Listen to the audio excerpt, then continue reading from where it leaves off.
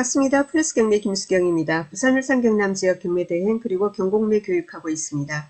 유튜브 소개드리는 물건 외에 다른 법원 경매 물건이나 온비드 공매 물건 상담 가능합니다. 관심 가는 물건 있는데 혼자서 분석 어려우신 분은 언제든지 문의 주시기 바랍니다. 자, 오늘은 법원 경매 물건인데 부산 해운대구 제송동에 위치한 아파트 경매 물건입니다. 센텀 이편한 세상입니다. 센텀 이편한 세상 지금 경매건이 2건 진행 중입니다. 오늘 3월 14일 영상 찍고 있습니다. 3월 14일 기준에서 2건이 진행 중인데 2건 다 평형은 같습니다. 32평형입니다. 103동에 11층 그리고 104동에 5층이 있습니다. 각각의 감정가를 보면은 6억 5,400 그리고 6억 6,100 되어 있습니다. 6억 중반대죠. 6억 5, 6천 되는데 지금 현재 실거래가 또는 중개호가를 보면은 이거보다 약 한 5천만 원 정도는 낮지 않나 싶습니다. 그래서 실거래가는 보면은 5억 후반대, 5억 8, 9천, 6억 해서 최근에 실거래가 올라오고 있고요. 그리고 매도 호가는 그거보다 살짝 높은 5억 후반대에서 뭐 6억 초반, 물론 뭐 호가 높은 거는 7억 얼마까지도 있긴 합니다만은 그래서 6억 전후 이렇게 보시면 될 것 같습니다. 자, 그렇다 하더라도 말입니다. 지금 최저가가 한 건은 4억 1,856만 원이고 한 건은 4억 6,270만 원입니다. 4억 초중반이죠. 자, 그러니까 실거래가 및 또는 중개호가하고 비교를 할 때 그래도 1억 몇천 정도는 차이가 납니다. 그래서 이번에는 입찰에 참가해야 되지 않나 라는 생각이 듭니다. 자, 그런데 경매 물건은 있다고 해서 무조건 입찰하는 게 아니다, 그죠? 그렇죠? 권리 분석이란 걸 해야죠. 자, 권리 분석이라는 것은 등기부상 내가 인수할 게 있는지, 낙찰되고 나서 나한테 넘어오는 전 소유주의 채무가 있는지, 그리고 또 뭐가 있을까요? 선순위 임차인이 있어서 혹시나 그 임차인의 보증금을 내가 인수를 해야 하는지, 그 두 가지를 살펴보는 게 기본적인 권리 분석입니다. 그리고 나서 뭐죠? 물건 자체에 예를 들면 아파트라 하더라도 누수라든가 어떤 문제가 있는 건 아닌지 그런 것도 살펴봐야 되고 미납관리비 알아보고 그죠? 그리고 사람이 살고 있는지 어떤지도 가급적이면 조사를 하시고 그리고는 시세 감안해서 입찰 들어가야 되는 거라면서 명도비 감안해서 예, 그런데 말입니다. 이 두 사건 중에서 한 건은 입찰하시면 여러분이 좀 위험한 사건이고 한 건은 입찰해도 되는 사건입니다. 그러면 입찰하며 해서 조금 이거는 위험하지 않나? 물론 해결 방법이 있으신 분도 있죠. 그죠? 열심히 도전해가지고는 뭔가 밝혀낼 수 있다면 또 입찰해도 되겠죠. 그 밝혀내는 방법을 제가 알려드리도록 하겠습니다.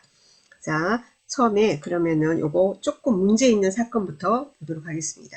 자, 부산 동부 지원의 2023 타경의 4436입니다. 물건 번호는 2번입니다. 지금 감정가 요 물건 6억 5,400인데 두 번 유찰돼서 지금 3차 최저가가 4억 1,856만 원입니다. 옛날 사건이라서 20%씩 유찰이 되고 있습니다. 요즘은 한 번만 유찰이 돼도 30% 내려가서 감정가 대비 70%가 돼버립니다. 근데 이거는 두 번 유찰돼도 64%, 4억 1,856만 원입니다. 그러면은 위치부터 한번 보도록 하겠습니다. 위치. 자, 위치 보니까 여기가 지금 보니까 동해선 제송역이에요. 그리고 여기는 동해선 원동역입니다. 센텀 이편한 세상 있고요. 그 다음에 센텀 피오레 있고요. 센텀 피오레 있고 그 다음 여기 잠깐만요. 센텀 피오레 있고 그리고 협성 르네상스 있고 그리고 리슈빌이 있습니다. 리슈빌 있고 그리고 이 남측으로 있는 게 지금 센텀 이편한 세상입니다. 32평형은 뒤에 여기 수영강 조망은 나오지 않는 탄상형입니다. 지금 경매건이 104동에 있고 103동에 있습니다. 자, 그리고 보니까 동측에 보니까 송수초등학교, 그죠? 104동 쪽으로 해가지고 이렇게 나가지 않습니까? 그럼 여기 상가가 꽤 잘 돼 있어요. 그리고는 이렇게 올라가면 바로 여기가 초등학교입니다. 그래서 학교 가깝고 그리고는 제송역 가깝고 그렇습니다. 그래서 조망 가능, 수영강 조망만 포기하시면은 되는 물건입니다. 그리고 방향도 그죠? 남향 아닙니까? 거의 정남향에 가깝죠. 그죠? 정남향에 가까운 남동향입니다. 그리고 층수도 11층이고 그러네요. 자, 그러면은 권리상회 하자 봅시다. 문제 있다고 제가 말씀드렸습니다. 자, 등기부 현황입니다. 2006년도 4월 13일에 현재 소유주가 매수를 했습니다. 그럼 분양받은 분인가 봅니다. 근데 2016년 6월 20일에 현대캐피탈에 근저당이 있습니다. 그리고 2017년도 1월 2일에 현대캐피탈에서 또 담보대출 받아서 근저당이 또 있습니다. 그리고 그 다음에 가압류가 있습니다. 그 다음 압류가 있고요. 이 가압류권자 2019년 12월 6일 해가지고 가압류 들어온 요 채모씨 요 분이 지금 강제 경매를 신청을 한 사건입니다. 자, 이 사건에서 등기부에서 2016년 6월 20일 근저당이 말소기준 권리가 됩니다. 그런데 이 말소기준 권리보다 빠른 사람 박모 씨가 지금 2015년 4월 2일 날 전입이 되어 있습니다. 근데 이 사람은 권리 신고가 없습니다. 내가 임차인이다, 아니다. 임차인이라면은 보증금이 얼마다, 뭐 보증금 얼마에 월세 얼마다, 배당 요구를 한다, 안 한다. 이런 의사표시가 전혀 없는 겁니다.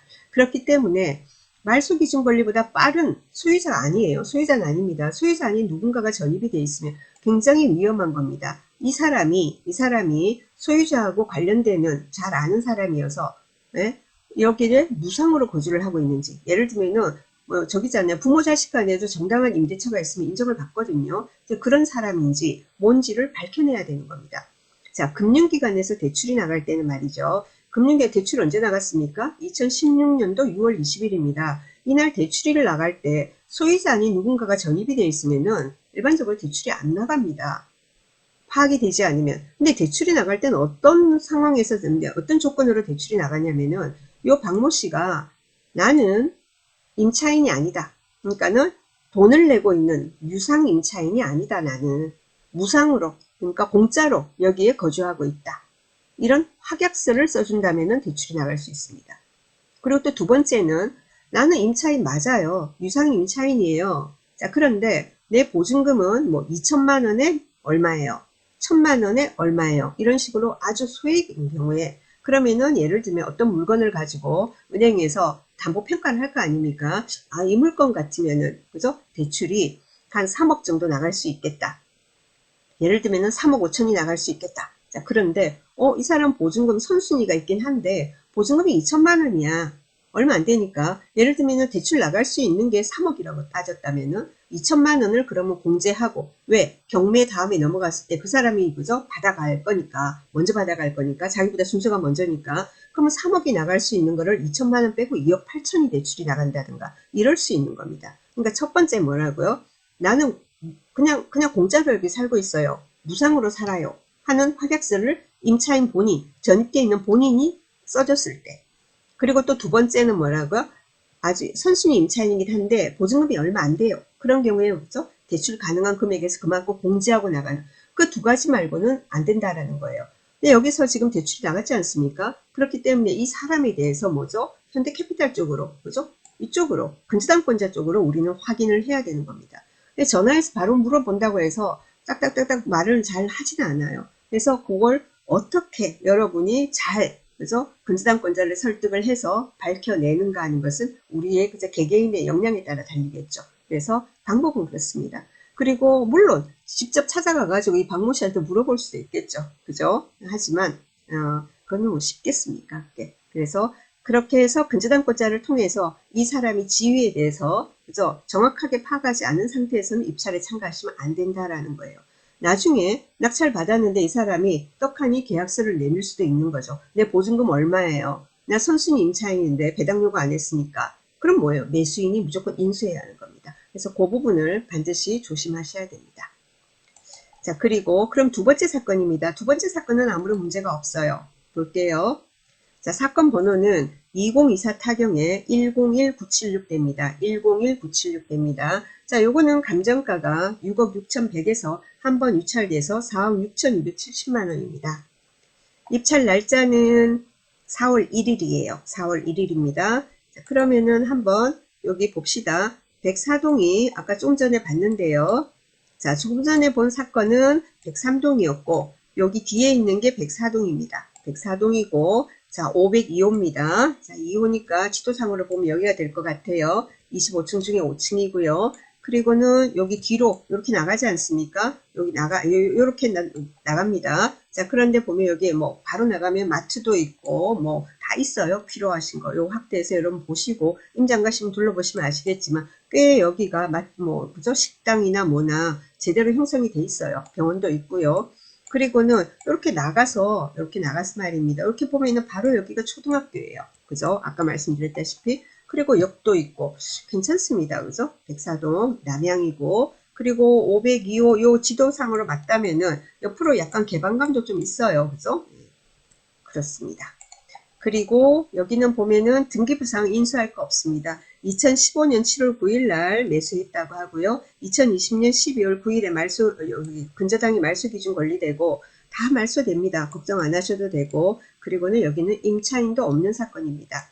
시세 조사만 잘 하시면 됩니다. 실거래가 보면은 2월 22일 날 백사동 13층이 5억 9,900 실거래가 있고요. 그리고 2월 15일 날 6억 있습니다. 103동이 22층이고요. 그리고 2월 13일에 5억 8,900 있습니다. 104동에 14층입니다. 5억 후반대 6억으로 지금 실거래가 올라 있고, 그리고는 네이버 부동산 보면은 지금 매매가 5억 7천에서 부터 시작합니다. 그러니까 5억 7천이니까 저층이겠죠. 요즘은 이제 저층, 중층, 뭐 고층 이런 식으로 하지 층수가 잘 안 나온다 그죠? 그래서 이 부분은 이제 임장을 통해서 이제 확인을 한번 해보셔야 되겠고, 일단은 5억 7천부터 매도 호가는 저층 물건이 있습니다. 그래서 참고하셔서 좋은 결과 있으시길 바랍니다. 어차피 부동산을 매수하신다면 부동산 경매나 온비도 공매나 이런 쪽으로 해서 조금이라도 저렴하게 한번 매수해 보시기 바랍니다.